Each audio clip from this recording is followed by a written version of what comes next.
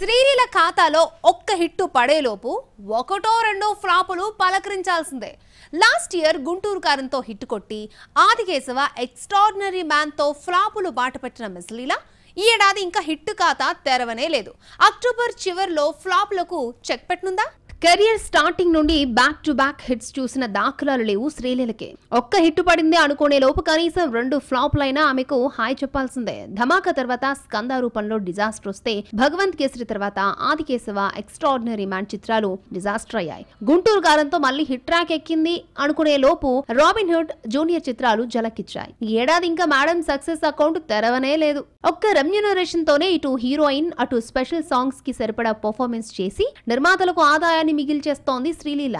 ఆమె కష్టం ఒక్కొక్కసారి బూడిదలో పోసిన పన్నీరుగా మారిపోతుంది. జూనియర్ లో వైరల్ వయ్యారి అంటూ హుషారెత్తించి శ్రీలీల వైరల్ అయింది, కానీ సినిమా పోయేసరికి కాస్త డీలా పడిపోయింది. అంతకు ముందొచ్చిన రాబిన్ హుడ్ కూడా డిజాస్టర్ అయ్యేసరికి ఈ ఏడాది శ్రీలీలకు మిగిలిన హోప్ మాస్ జాతర మాత్రమే.